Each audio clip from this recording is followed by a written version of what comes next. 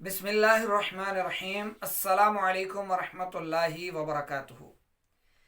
پیارے طلباء کرام، آج ہمارا سبق اساس و صرف کا جو ہے وہ ہے چوتھا سبق، فاعل کی طرف نسبت کے اعتبار سے فعل کی تقسیم۔ فاعل کی طرف نسبت کے اعتبار سے پہلے ہم نے فعل کی تقسیم زمانے کے حساب سے پڑھی، ٹھیک ہے، ماضی کا زمانہ اور مضارع کا امر، ٹھیک ہے۔ آج فعل کی تقسیم فاعل کی طرف نسبت کے اعتبار سے سمجھیں گے۔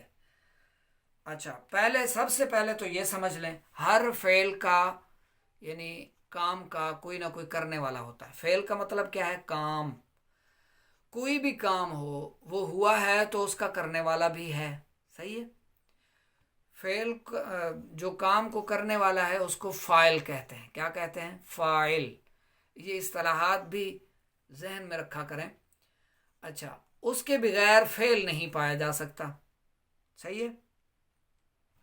مطلب فعل کا فاعل معلوم ہونا یا نہ ہونا، یعنی فعل کا فاعل ہونا ضروری ہے۔ ایک تو اس کا فاعل معلوم ہے اور دوسرا اس کا جو ہے وہ معلوم نہیں ہے۔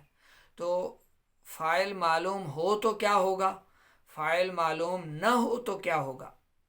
یہ تو آپ سمجھتے ہیں نا، سمجھ گئے ہیں کہ ہر فعل کا کوئی نہ کوئی فاعل ہوتا ہے، کیونکہ کوئی فعل ایسا نہیں ہے جس کا فاعل نہ ہو۔ یہی وجہ ہے کہ اگر دو فعل اکٹھے مل جائیں تو جملہ نہیں بن سکتا۔ ناصرہ ضربہ جملہ بنے گا؟ نہیں بن سکتا۔ دو فعل اکٹھے ہوں جملہ نہیں ہوتا۔ اچھا، دو حرف اکٹھے ہوں، الی من، فی من، تو جملہ نہیں بنتا۔ جملہ کب ہوتا ہے؟ جملہ صرف بنتا ہے دو اسموں سے یا ایک اسم اور ایک فعل سے، بس۔ دو اسم ہوں تو جملہ بن جائے گا اور ایک اسم اور ایک فعل ہو تو جملہ بن جائے گا، ٹھیک ہے، سمجھ آ گئی۔ اس کی مثال دیکھو، جیسے زید قائم۔ اب یہ دونوں کیا ہیں؟ اسم ہیں۔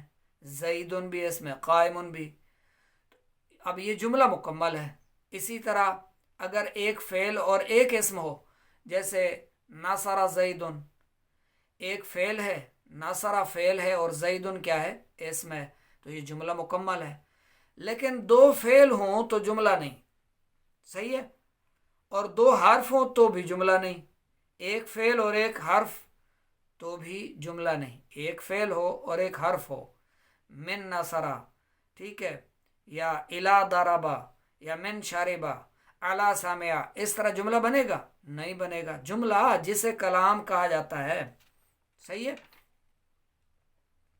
یعنی دو صورتوں میں جملہ بنے گا، چار صورتوں میں جملہ نہیں بنے گا۔ یہ لکھ لیں، ذہن میں رکھ لیں، صحیح ہے، کلام جسے کہتے ہیں۔ اچھا، اب اصل معلوم یہ ہونا چاہیے کہ فعل کا فاعل معلوم ہے یا نہیں ہے۔ مثال کے طور پر کوئی روٹی کھا رہا ہے، تو جو روٹی کھا رہا ہے تو وہ کیا ہے؟ فاعل ہے، معلوم ہے، وہ سامنے بیٹھا ہے۔ یا آپ کھانا کھا رہے ہیں تو آپ فاعل ہیں، معلوم ہے آپ، تو آپ معروف ہیں، صحیح ہے۔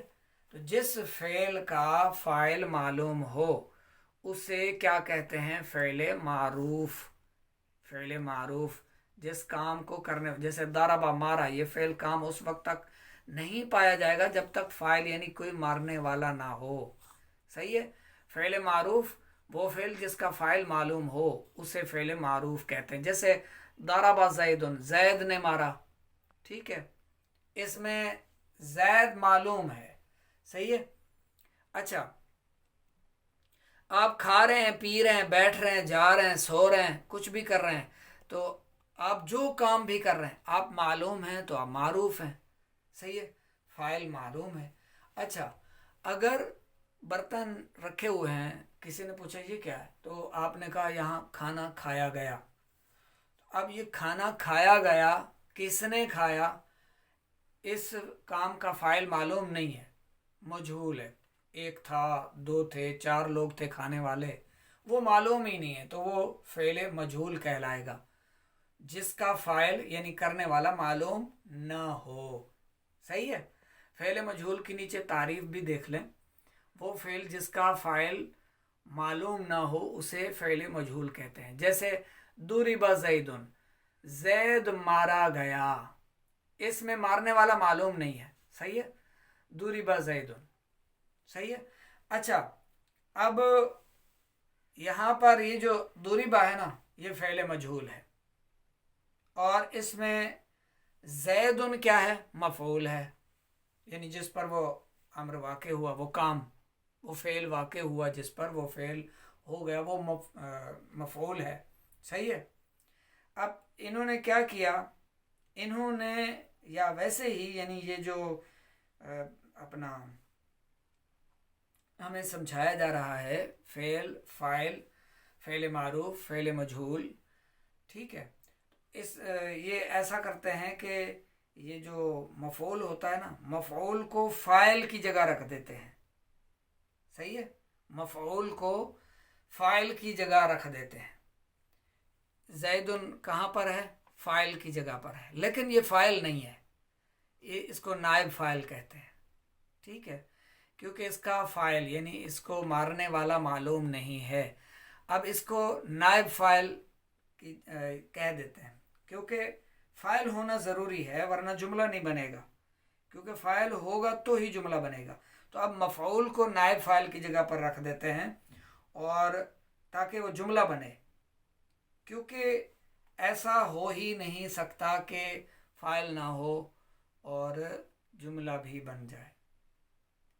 ہاں اس کو فاعل نہیں کہیں گے، نائب فاعل کہیں گے تاکہ جملہ بن جائے. جملہ بنانے کے لیے مفعول کو فاعل کی جگہ رکھ دیا، اسے نائب فاعل کہہ دیا، تو فعل مجہول جس کا فاعل معلوم نہ ہو. صحیح ہے. اب سمجھ میں آ گیا؟ نہ سمجھ میں آیا ہو، کوئی ڈاؤٹ ہو تو میسج کیا کریں واٹس ایپ پر مزید معلومات کے لیے، جاننے کے لیے، سمجھنے کے لیے. اب تمرین ہے، فاعل کی طرف نسبت کے اعتبار سے فعل کی کتنی اور کون کون سی قسمیں ہیں؟ 2 ہی ہیں، معروف، مجہول. یا تو فاعل معلوم ہوگا یا فاعل معلوم ہی نہیں ہے. اچھا دوسری تمرین ہے، درج ذیل جملوں میں سے فعل معروف اور مجہول الگ الگ کیجیے. ٹھیک ہے جی. نصر زید، زید نے مدد کی. اچھا یہ جو مدد کی گئی ہے کس نے کی ہے؟ زید نے کی ہے. فاعل کون ہے؟ زید ہے. تو فاعل معلوم ہے یا مجہول ہے؟ معلوم ہے، سامنے موجود ہے. تو پھر یہ کیا ہوگا؟ فعل معروف. اس کو فعل معروف کہیں گے.